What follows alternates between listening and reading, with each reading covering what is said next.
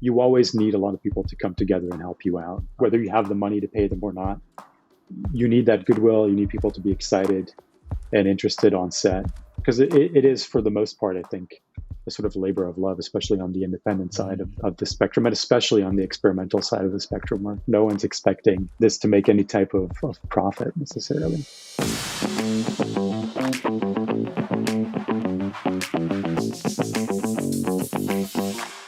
Hi, and welcome back to StudioBinder Academy. I'm Brandon. Today we're speaking with director Vito Rowlands. Vito, thank you so much for being here today. Thanks so much for having me, Brandon. It's a pleasure. Absolutely. Now, to start off with, we always like to get everyone's background. Can you tell us what inspired you to become a filmmaker? Yeah, sure. Part of it is probably predetermined. I was named after The Godfather. My parents were fans of Don Vito Corleone, I guess, for some reason. That set me on a path, I think, either towards violent organized crime or film. And so far, I've been lucky that it's, stuck to film. Apart from that, I like to joke that one of my parents was a television set. I'm from Belgium. That's where I grew up. But I feel like I grew up watching every American sitcom that was ever produced in the 1980s and 1990s. Was allowed to buy a VCR and a small TV when I was like 8 years old, and to put it in my room for some reason. That, thinking back, I'm like, that was great, but also very irresponsible. And so, even though I was an outdoor kid as well, a lot of my time was just spent watching movies, recording movies, building like a little library, living in fantasy worlds. If I had a good report card, we could rent a movie on VHS. So there would be, Bruce Lee movies that we would veer to. For some reason, those were very popular still in the 90s in Belgium. And a lot of stuff that would be inappropriate, I think, today for grade school kids. There were John Borman films from the 70s and 80s that lived in our house. We had things like Poltergeist that I got, sort of enamored with / scared of at a very young age. So a lot of horror films, things like Jaws, commercial American cinema for the most part, that, really got me inspired. And then I was also a very big reader. So I think combining those two things over time kind of made sense for me. I mean, I always wanted to make films, but never thought that would be any type of possibility. Didn't have any creatives in the family. No one was making films or writing. So I feel like I got to it quite late, but I started studying film at a very young age, at the very least. That's amazing. Yeah, I always love hearing everyone's stories. And it's so interesting that you were named after Vito Corleone. I was actually named after Bruce Lee's son, Brandon Lee. So my Oh, first nice. middle name is Brandon Lee. Yeah, when I told everyone, oh, I want to be an actor, they gave me that second look. It's like, you sure? That's great. Yeah. Yeah. I like the joke, that my brother and I were both named after movie characters. His name is Rico, which is usually like the bad guy that, dies in the first act. But then I wonder, was it really just inspired by the Rico act? Maybe it was just like a big Yeah. mafia theme on their end that, Yeah. it's like an inside joke that we weren't aware of, which is possible. Definitely. Now, in terms of your career, could you walk us through your career path, kind of how you ended up where you are now? I consider myself to be somewhat of a late bloomer on the film front. Always wanted to make films, and then, at least in Belgium, or I guess it's true in the US as well, you're like 17 years old, you're thinking about what to do with your life. I didn't have any family members who went to college, so that was potentially also a big step for me. And making films seemed very outlandish. I was watching a lot of films, consuming a lot of films, had the almost textbook English teacher in high school who was a cinephile, and who, because I was so into the English language and English culture, he put me onto a lot of films as well. But so I took sort of a roundabout way. I ended up going to college for English, which kind of made sense, Mm. and film studies, which was, at least at the university that I was going to in Antwerp, a pretty new direction to take, those two combined. And got a BA in English and film studies. Went into you know, all types of black holes when it came to watching everything that I could get my hands on. A lot of silent film in that day because we had Mm. professors who were deep into the silent film world. Started studying that myself, writing about that. Got an MA in film studies. That turned into slash spiraled out of control into a PhD in film studies, specifically on early cinema and aesthetics. So really how the first films got made, where those first storylines came from, how shots were put together, how do you go from a 90-second film when your camera only had the capability to hold so much film stock to go then to a feature length 60-minute, 90-minute film. Those things sort of, took up most of my time and still do to some extent today. And then when I finished my PhD, I was like, all right, I've been in Belgium for a while. I want to explore new spaces and also new research projects. And I moved to New York. I got a postdoc at Columbia University to teach film history and film studies. And I'd been writing for a while. Actually, I recently got a hold of some old boxes, and I have fan fiction dating back from when I was 10, I think, which was about the X-Files, which was one of the things that I Oh was wow. watching. So I was making up these sort of very bad alternate storylines with Mulder and Scully, but never really stopped writing. Wrote some fiction, wrote some poetry, was working on a screenplay, and then when I came to New York, the world sort of opened up. It was the world of movies. The first hotel my wife and I stayed in, like the Ghostbusters mobile was right outside. They were doing Oh pickup wow. shots. They were doing pickup shots for the latest one. This was 2015, so the one that came out back then. Hmm. Because I think they shot it in Boston, but then they needed all the shots of the car driving through New York. And then the first week I was alone in New York, my wife had to go back for work. I ran into Wes Anderson. He was standing on a street corner Really? in front of a deli with like all these flowers in the East Village. And I was like, well, this is like, if the universe gives you signs, this is probably a pretty big one, because he doesn't even live in New York. I think he lives in Paris.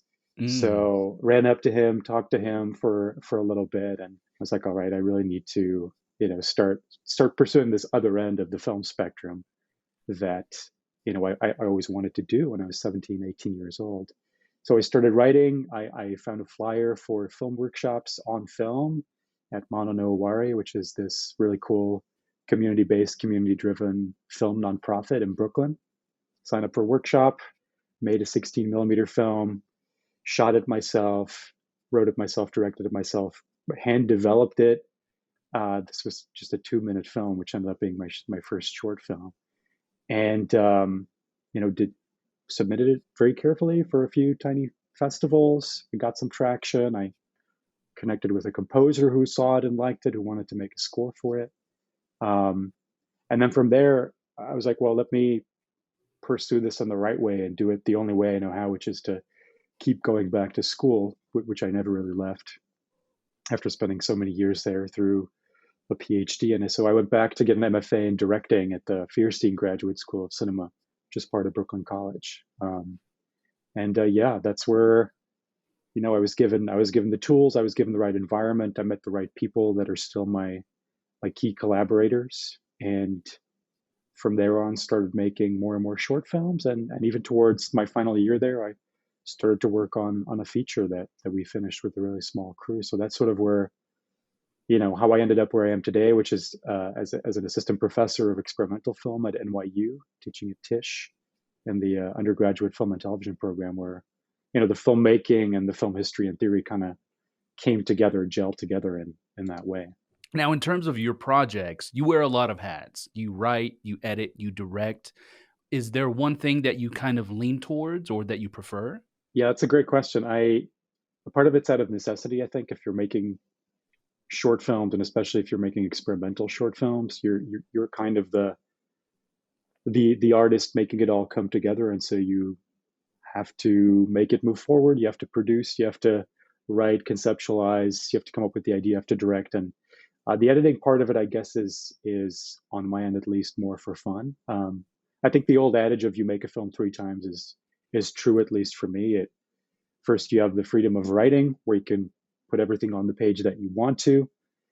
then you need to make that come to life. And if you're producing yourself, that's where your story starts to change based on what locations can I get? What actors do I have access to? Can I shoot it on 35 millimeter?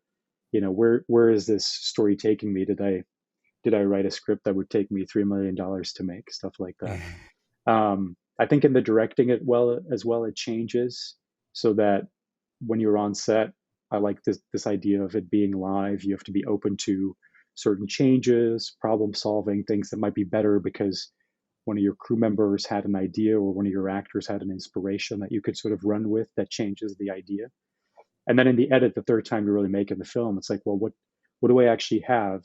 And what is the footage telling me it wants to be? Which, sounds a little ephemeral, but I think it makes sense rather than, I tell my students, rather than trying to shoehorn the footage that you shot into the original script, really look at it almost frame by frame and see, what do I really have here? What can I do creatively with it that, will make it come to life anew? And it's also just like writing. It's a nice time to be alone with your footage, to think up ideas, maybe have inspirations while watching other films that you can sort of build in. I think if I had to give up anything, it would be producing, because that's more of a necessity. That's a lot Yeah. of logistics. It's trying to raise money if there is any money to be raised, and it can be stressful to bring it all together. But I really like those other three roles. They all have their specificities, I think, that are unique. Mm. I like being on location. I like talking to actors. I like sitting alone in a room writing and editing just the same. So yeah, I would only like to part with the producing aspect. So if anyone's listening, I'd love to would love to have some help with that and making those ideas come to life. But that said, I think it's a really important skill to have, especially if you're making short Hmm. films or if you're starting out making features. Talking to people, making sure everything comes together, communicating clearly. I took some producing classes with Jason Cleo, who's a great producer at the Feirstein School, and learned a lot from that.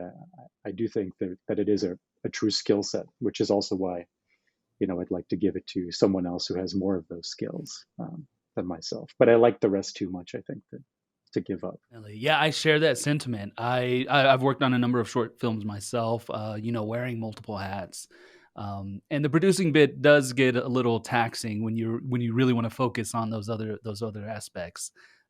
But yeah, it's all a very great learning experience. Yeah, for sure. And I used to shoot some of this stuff myself, which I still do for the shorter experimental work. And I will say that like finding a collaborator in my usual cinematographer, Tom Heben, has been really nice. Like finding another voice, someone to collaborate with, especially in my feature, Ovid, New York.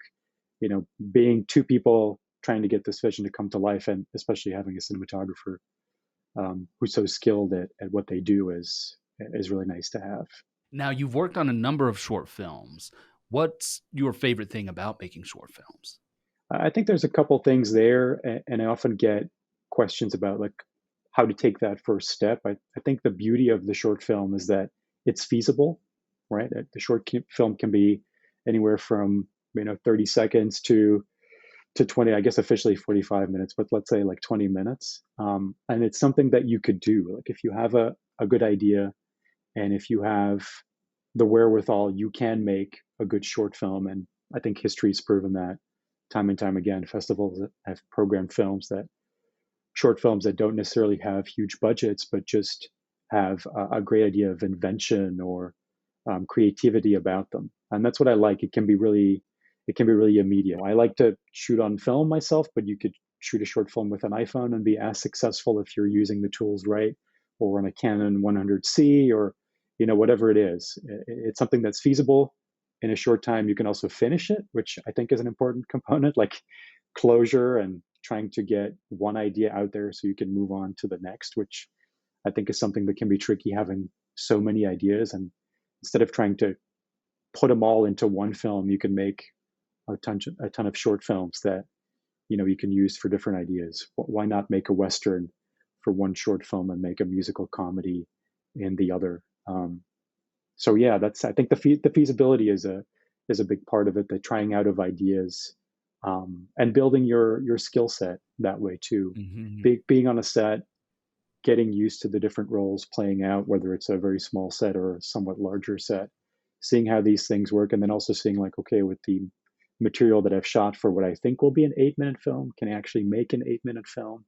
I think that's sort of a necessary step to get to, making your first feature, is getting that experience and knowing how much time you're actually spending on the shots, on the Hmm. setups, and what that actually is giving you at the very end of the shoot. Absolutely. Now, speaking of, what was it like shooting your first feature? First of all, it was a lot of fun. I think the big challenge is if you have a feature work, you want the film to be cohesive throughout. So you want to create something that works from the very first minute through, in our case, minute 78, whether it's that or 90 minutes. It's a very big difference from creating an arc for a 7-minute film or a five Mm. minute film. And there's a certain amount of stamina, I think, that comes with it as well. In our case, we made Ovid, New York over the course of a full year. It was inspired Mm. by the Metamorphoses. So the Metamorphoses is hundreds of little stories that are basically creational myths about nature, about the earth, about who we are as people. And to try and get that reflected, we really wanted to shoot across all 4 seasons to see the changing landscapes, Ah. put different characters in there, put different animals in there that sort of reflected an allegorical way on the bigger story. So that meant that me and basically the 5-person crew that we had was myself, my cinematographer and co-producer Tom Heben, our other co-producer Hash Sise, our production sound recordist Andrew Midze, and our first assistant camera and loader Greg Fitton. We were sort of the core crew that made up the on-set people to make this film for a year long, shooting from the dead of winter in January through the fall in October, November of 2021. So that's quite a few years ago now, and the film is now coming out. So the stamina not only to keep doing that, to keep the crew together, to engage actors who, were volunteering their time to work on the post Mhm. end with our composer Jordan Dykstra, to make that all come alive, and then also to see like, okay, it might take 2 years to finish this film, not just in the edit, but to get it to a festival, a nice landing place, and to really get it to where you want it to be. That's a much longer process, I think, than Mm. any type of short film. We had the added complication of shooting it on very old, expired 35 millimeter stock made by ACFA. They don't make film anymore. This is film from somewhere between 92 and 95. Wow. We found out a while ago. So that's really it. I would say it's being on set with actors is, I think, the same, and with a crew is the same for a short film as it is with a longer film. But usually you're shooting for a much longer period of time, and you want to make all those elements come together. So it's a bigger challenge also on the script level, writing something that sustains that amount of footage, which I think is a challenge for any, whether Mm. seasoned or unseasoned filmmaker making features. But apart from that, it was a lot of fun. It was like going to another film school, really, because there are so many challenges being a co-producer, being the writer, being the editor and the director. You really learn so much from being on location, being on set, things that work, things that don't Mhm. work. I wrote in a lot of animals that we therefore needed to get in some capacity or another. You're told never to work with children or animals. We had a friend's baby in the film. We had a praying mantis that needed to talk. We had deer. We had 200 caterpillars that and by we I mean my wife, hand raised in our small Oh, Brooklyn wow. apartment over time. So there was a lot. There were a lot of moving parts that just through sort of pushing through and trying to make it happen worked out in the end. But yeah, I mean it's really a lot of fun. I can highly recommend it if you can swing it in some way to do it. Find your crew, your people, find your story, and put it out there. And I'd like to get into your working process. Once you've landed on an idea, walk us through kind of how you develop that into a project. Yeah, that's a good question. I recently finished an experimental short film. It's called 5 Cent American Flag, and I was thinking about when I actually started that film, and it was quite a few years ago. The same is true for Ovid, New York. It took a long time to get to the sort of that first idea that kicked it off, Mhm. and a lot of it's been accumulated. I think I have a ton of these notebooks that I just buy in bulk whenever they're on sale, that I fill with, when I'm on the subway in New York. I write in them. When I have ideas, I put them in there. If I don't have it, I'll put it in my notes app. So I've basically got sort of a Rolodex, if that's still a word that people use, of ideas that might be films, might end up being a short story that I'll go through from time to time just to see like, okay, what is sort of resonating with me now.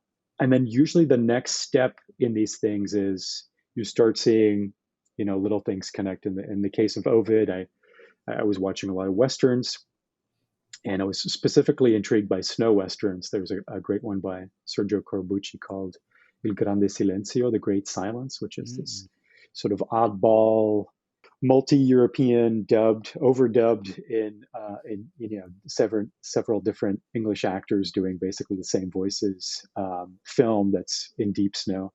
And I was like, wow, it'd be great to make something that's sort of mythical like this. And then I was reading the Metamorphoses, found this story about basically a hunter that turned into a bounty hunter. And that sort of set off the first of what would become, in that case, I think maybe 15 stories that I wrote that ended up being 7 that made it into the film. But for other projects, it can be random associations and ideas. I made one short film called Immaculate Generations #1, which is essentially tens of thousands of retinal photographs. So those photographs that your eye doctor takes to inspect your eye. And they basically shoot it through your eyeball. The light reflects on the back of it and bounces back. And started sort of seeing that as a frame. I thought, well, these are all the same format. They kind of act as a movie frame. What if we had tens of thousands of these and we could animate them? And so in that case, it took me like 9 months to collect, to see if I could even collect that many through, sort of open source scientific databases. And then once I had those, I was like, okay, this is great. But then how does this evolve? How does this work? What will be the rhythm? So start reading about eyeballs, about, how many times we blink per second, the fact that our eyes are always moving. And that turned into sort of an editing rhythm. We're like, okay, I can take the amount of times we blink per minute, work it into black negative space, create a sort of rhythmic pattern, work with my composer, Jordan Dykstra, early on to see if we can make something that can create an almost hallucinatory experience. Because if you watch this for a very long time, it starts flickering and you start seeing patterns and things in it that look like, alternately images of the cosmos. It can get very fleshy and veiny depending on the photograph. And you kind of space out, and before you know it, 11 minutes have passed and you've been watching this for that amount of time. So, a lot of the conceptual part, I think, takes a long time. And then when it comes together in my mind, either through a script that needs to find its way out, I'm right now, for instance, I'm sitting on the script of a Western that's set in Texas that I've been thinking about for 3 years. I wrote a little short story about it. I know it's sort of on the back burner, and I feel like pretty soon I'm going to have to write something because it really needs to sort of come out. And when that happens, as it did for Ovid, it can be pretty quick to producing it, to talking to my crew of people, to Mana no Owari, the cinema arts nonprofit that I also teach at now, where I started making films, and seeing like, what type of tools could I have, available for this? Can I shoot it on a Bolex? Is this more of a Super 8 project? Is this more of a digital camera project? How many actors that I know can I get involved? What's the scope of it? Do I have to wait if it's a bigger scope? Because for this, I think that Western would be a feature. So I feel like it would take me a longer time to make it come together. But I'd say overall, when I do have a script, getting the crew together, just because I know these are people that, we've worked together, we continue to work together on sets. They'll be willing to sacrifice their time to make something fun to be on set. The same with the actors who like collaborating on this, very indie DIY type of material, because they've worked with me on other projects. They've seen it, and thank God they've liked it, so they continue to want to work with you. And that's, I think, also how you get other people involved, through references like, oh, well, I acted in this person's film, I'm not available for this, but maybe this is something for you. And then, like I said, it really depends on the tools you have at hand. I haven't been doing any type of studio-backed big movies where you need so much material that, it really requires finance to push it through. I can go out there pretty quickly, and because I've, for better or worse, watched too many movies and been around film studies for so long, I really know what I like, and I think I know what I want to make. And so that will inevitably, show up on camera. But yeah, whether it's 16 or digital, you kind of have to, yeah, just make it, I guess. And I don't like procrastinating too much. Once I start on a project, I really want to finish it really Mhm. badly. I don't think patience is one of my strong suits, but then again, here we are 3 years after the feature was shot and it's now coming out. So I feel like I'm slowly learning to to get along with the movie making process and how long it takes to get thing out there. Sorry, that was a little bit of a meandering answer, but I hope that kind of makes sense. Now, you had mentioned finance. That seems to be a big question that comes up with a lot of filmmakers is, funding. Where do I get money? Would you mind sharing any specifics on how you funded some of your projects in the past? There's the idea that I don't want people spending money if they're in film school making films because you're in all likelihood mostly paying for film school already, and you don't really need uh, I don't think a lot of money to make films necessarily. I think the question is really not how can I get the money to make this, depending on what the project is and if it's really something really big that you want to make. Obviously, if it's a big action-packed movie with a lot of stunts, but even then, I think the question you should be asking more is how can I make this film rather than how can I get the money to make this film. So in some Mm. cases, you might not want to compromise on the idea, and then I would say look at what you can make at that point with the means you have. What type of camera do I have access to? What type of actors? What type of locations? A lot of time, people's parents will have an apartment. Your friends will have locations that you can go to and use. You might have a friend or two who's studying acting. So really try to think about, what you can do with them with those means to make a film. I think it can be great to write scripts that are very ambitious, but if you're thinking of making something right away, write something that you can make right away. So my first short, or my first, I guess I, could say true short, was called Entre les Images, Between the Images. It was a found footage film, again using databases, old stills from lost silent films for the most part. So 35 millimeter nitrate stills that I collected off a database. I turned into a story, edited it myself, found a composer willing to create a score for it for free because they had scored, for me before. This 2-minute film that's barely a film. And that really cost $0 to make because it was found footage to begin with. And the only budget really went to submitting it to film festivals, which I like to Okay. tell beginning filmmakers is save all your budget to submit to film festivals because you want to create something unique that's really you and make a creative statement. But you're not going to get it seen Mhm. by anyone unless it plays at festivals or unless people get an eye on it, whether that's, through something like No Budge online or an actual physical film festival. And you also kind of want to build your resume. So yeah, I would focus on that.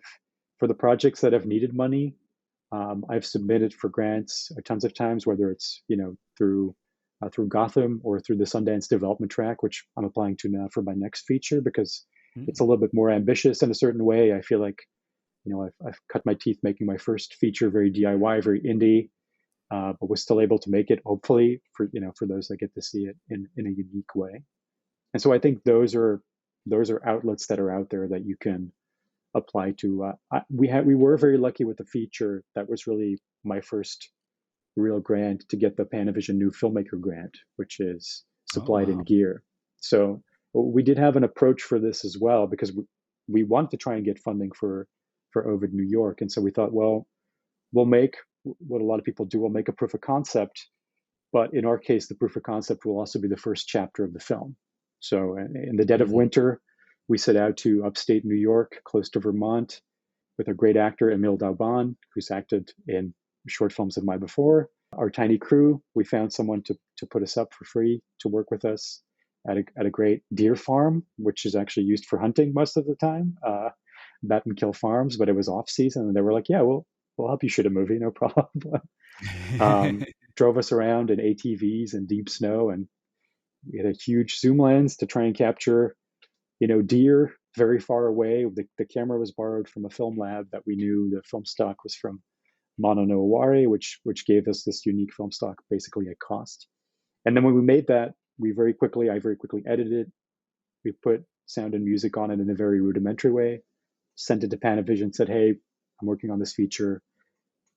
We made a lookbook for it, again, something that's close to free. It's really just a PowerPoint presentation, if you look at it. And Chris Beeler and his team at Panda Vision New York saw it, actually watched it. They were like, hey, this is great. What can we do to collaborate? And I was like, well, a camera would be nice. And yeah, they supplied us throughout the year with this great material. We got to use all kinds of toys, specific types of wide angle lenses, a split focus diopter, because one of the chapters I wanted to shoot in a more Brian De Palma style. And also one of our actors was a praying mantis. So it was about this big. So we really needed to get it in front of the frame. And we wanted shots where, both it and our lead actor, April Mathis, were in the same frame. In that sense, it was really quite straightforward. We were always going to make the film. I mean, we were going to make it no matter what. But we reached out. It doesn't help to try. We followed up a bunch of times, and they watched it. And yeah, I would definitely. I've submitted for a ton of grants. The Panavision one is really the one that stands out that we've gotten. The mayor's office in New York also came on board through the Feirstein Graduate School for this film to help out a little bit financially. But apart from that, this is where the producing sort of kicks in, because the movie was going to be very location based. I knew in upstate New York we were going to get a lot of beautiful locations, and we were going to be able to get them for free because they're all around. If you have a tiny crew, you don't necessarily need the permits to set up. The locations that we couldn't get for free, we talked to people, we told them about the film, we showed them the lookbook, the proof of concept, and we really got a ton of help. We got in kind, we got bartered material. I do you a favor, you do me a favor. A lot of people were just excited to be a part of it. The film opens on a painting, for instance, made by Amaya Gurpide, who runs a beautiful painting school also in upstate New York.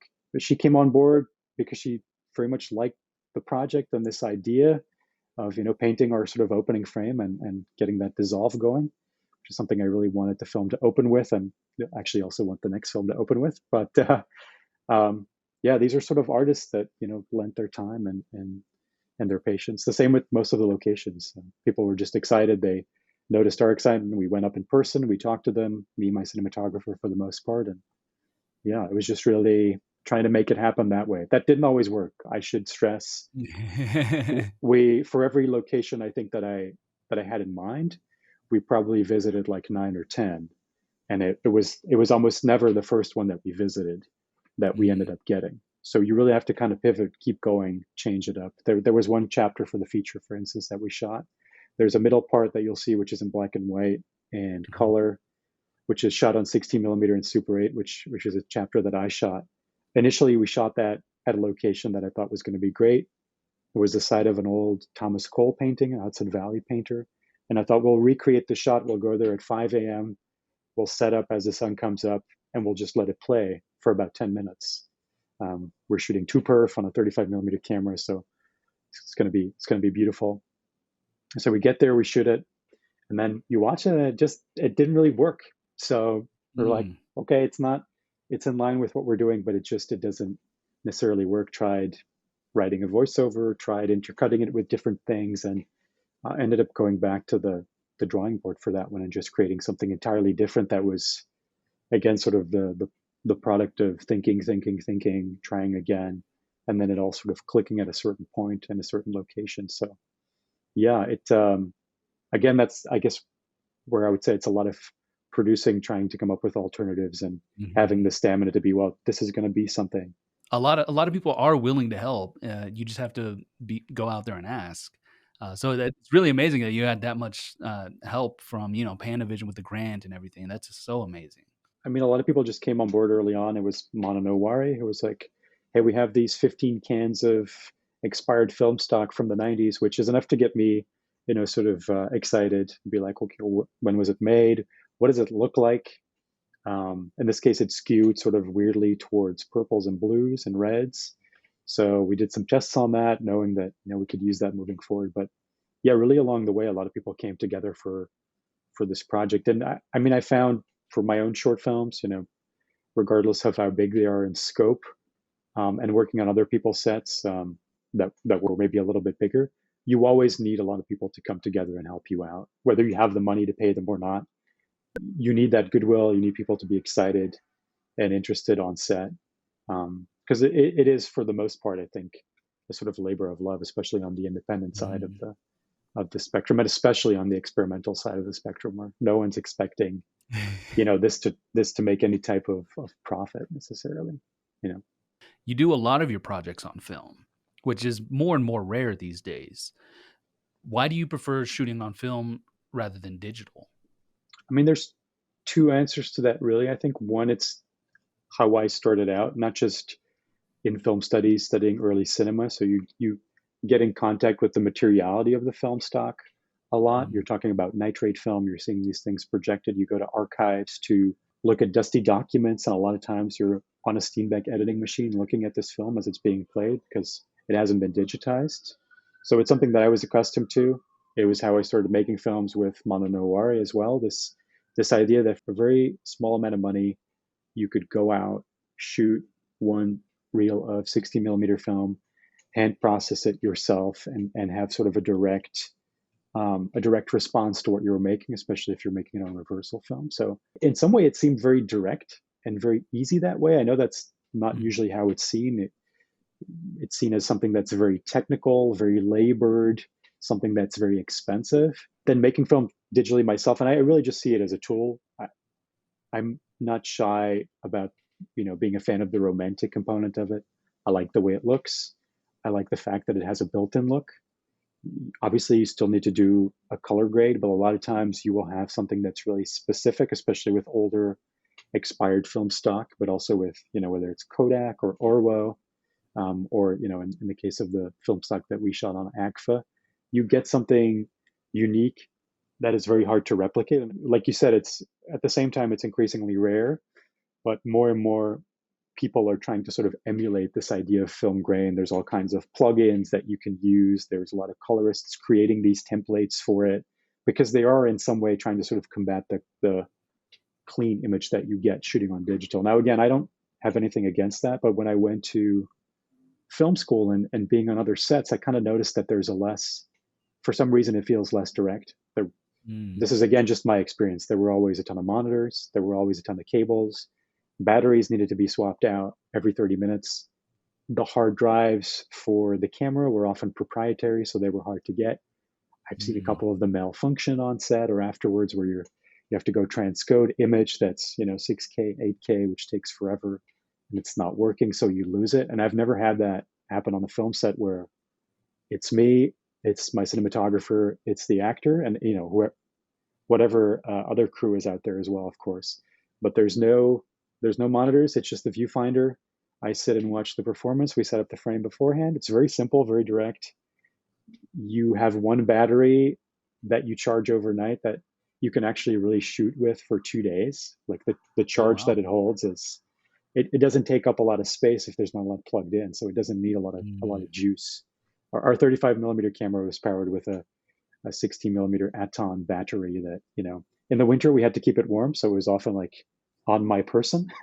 But that's true for, at least for some digital cameras as well. But we rarely do we have any type of malfunctions with the film stock. I think once it broke when we were loading it, and we need Mm. to sort of reload it. But yeah, I like the directness of it. I like the look of it. I like the simplicity. I'm also blessed to be able to connect with the local film community in New York. Mono Noir is a great place to hone your skills at hand processing. It makes it much more cheap. It connects you to other people who are film minded. And so Mm. in that way, it's been cheaper. It's been more direct. It's something that I really like the process of. So I'm just gonna try and continue doing it. That said, I've shot stuff on a C300, C100 on a you know Canon 7S that I thought, well, this camera has a very particular materiality that I like, and maybe I'll do something on that. But for some reason, keep coming back to film it. As you can see, it's something I have access to. I have some cameras now that didn't break the bank, as opposed to maybe a new digital cine camera. Um, so yeah, that's sort of that's I think the long and short of it. I like just the old school directness of it in some way, and the look and feel of it as well. You said you like to allocate a lot of your budget to submitting to festivals. Could you tell us any pros and cons of festivals that you've experienced? The pros are obvious in that ideally, let's say your film gets selected to a major festival. It could be life altering. A short film could lead very specifically to a feature film, especially if your short film is kind of already a proof of concept of something bigger that you want to do. You could be noticed by a whole gang of programmers that are suddenly interested in your work, that want to see more work, that want to program it at other festivals.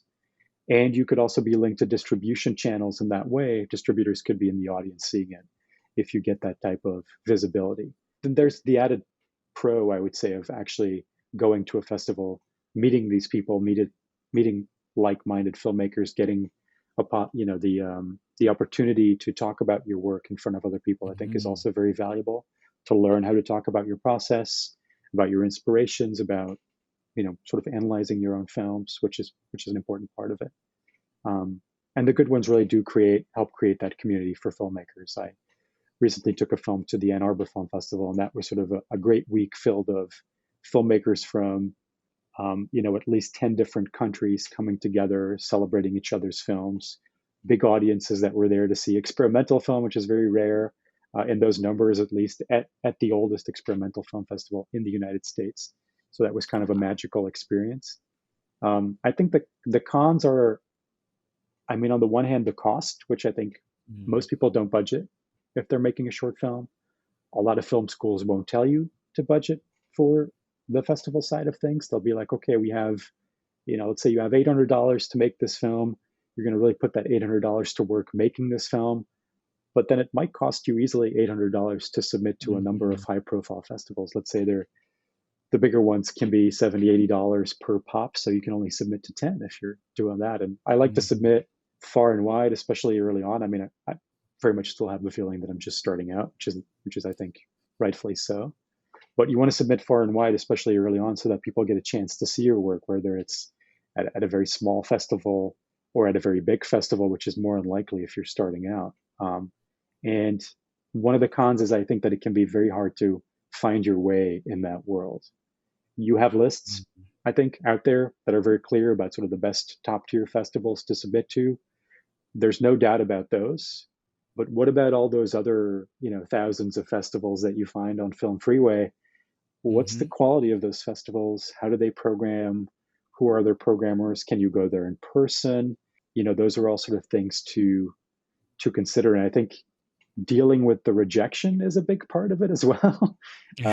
For every festival that your film gets into, at least in my case, there's at least 10, 20, 30, maybe 40 festivals that it didn't get into, and you kind of you have to sort of take that on a rolling basis. It might be 40 passes before someone says yes, and that might discourage you from moving any further, whereas you should really try and get your work out there, because that's one of the, I think, really true avenues we still have in getting your work out there in a big way is the festival circuit, especially if you're starting out and you maybe you don't have a big following online or a big visibility online.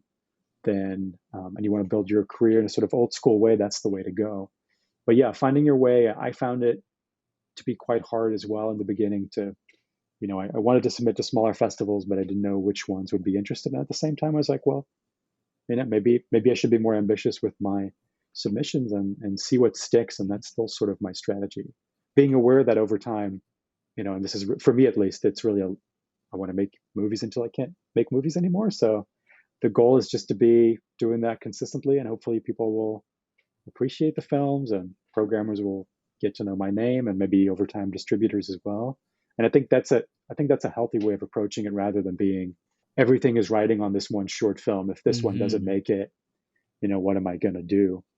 At least if you enjoy making films, if you like the process, hopefully it's something that you can continue to do for the rest of your life. But yeah, it can be a tricky landscape to navigate, and patience and allocating some kind of budget, which in my case was mostly my money for doing that. That's a tricky process. Other than festivals, have you used any other channels to get your work seen? Not so much. I was thinking about that. Obviously, I'd love for some films to get, well, all films to get distribution in some way. But I think especially if you're making short films, and depending on what type of note they hit at specific festivals, it can be harder to get Mhm. distribution for those. There is, I think these days, or at least since the age of YouTube, which is really not that long ago since that all started, the tendency for people to throw their stuff out there right away, which I think can be good if you have some sort of following and your work is getting seen. But because there's so much of it, you're also kind of giving up your work in a sense. Like if you put it online, Yeah. most festivals won't be willing to show it anymore. Most Mhm. distribution channels might think, well, this was already up and a lot of people have already seen it. So what's the sort of added value of getting this unique work? So I've held on to my work. I hope the short films will make it onto a DVD someday. That's a very old school way of looking at, let's say, a streaming platform. But there are some more specialized companies doing it. I think actually that there's somewhat of a comeback, at least for sort of quality editions, like going through Criterion, for instance, that people still enjoy. So hopefully, I think that will be a way that my work gets out there. I have 60 millimeter copies of most of my films. The feature not yet. I'm hoping that will live as a 35 millimeter print in someday. But the 16 millimeter copies have been making the rounds. So I do get requests to screen work.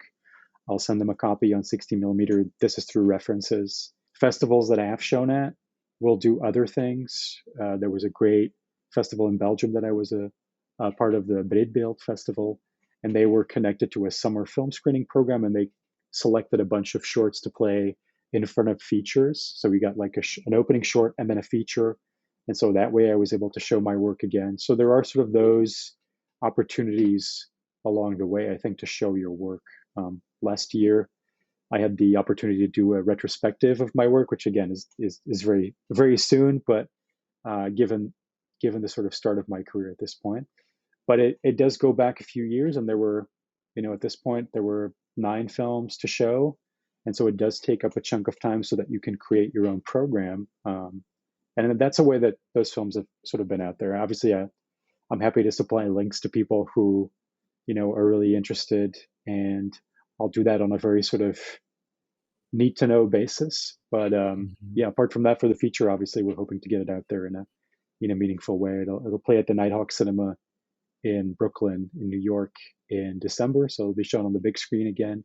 We're hoping for it to do a few more festivals, maybe get distribution after that. But yeah, I think that also is sort of a slippery slope. I don't want to just give my work away. I'd love for Mhm. it to be enjoyed in a meaningful way. And I have snippets up and little trailers, stills, posters, stuff like that. For the short films, I feel like it can be nice to hold on to those and to show them at the right time, at the right place.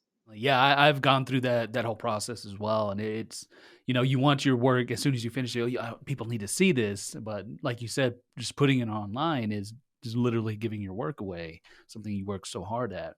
But yeah, so again, it goes back to the patience needed to see it through the proper channels. Yeah, I agree with that 100%. It can be frustrating if you're starting out, especially if you're young, if you're a student or a filmmaker who's like, I really want to get my start, and I'm kind of a late bloomer in that regard. I feel like, well, I waited, at the very least, 12 years after my high school career to get started and finally making the films that I wanted to make. So I can wait a little bit longer now.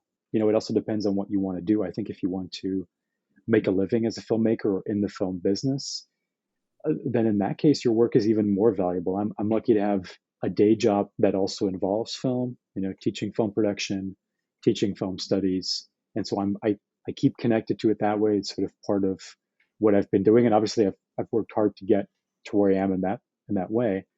But so I have an impetus to hold on to my work that way because I know I have a job on the side. Um, but if you want to start out as a filmmaker making money with these short films, then yeah, I think they're even more valuable. So maybe try working on sets, try working in Mhm. commercial production, and then to really value the work that you do in writing, directing, producing, editing these things that you've sort of poured your heart into. So hold on to those films and don't just give them away. Is there any advice or tips or common mistakes that a beginning filmmaker could avoid, or something you might have told yourself when you were just starting? Yes, and I'll preface this with saying that, I have limited experience myself. Everyone has their own path. I think that's an important part of it is not try to rush it. If we're talking about mistakes, and it can be easy to be like tips and tricks for filmmaking, you just need to do this one thing. But there are some things that are quite obvious. I think that the first mistake for beginning filmmakers is not to make said film. But I feel like a lot of people talk about making films Hmm. and want to make short films, and there's a lot of times, a lot of energy spent, thinking like, well, I can't get the money for this, I can't get this grant, I can't get this and this and this. And I think again, the question is, what can you make? And then just go out there, make it a process that's fun, and just do it. It can be really short.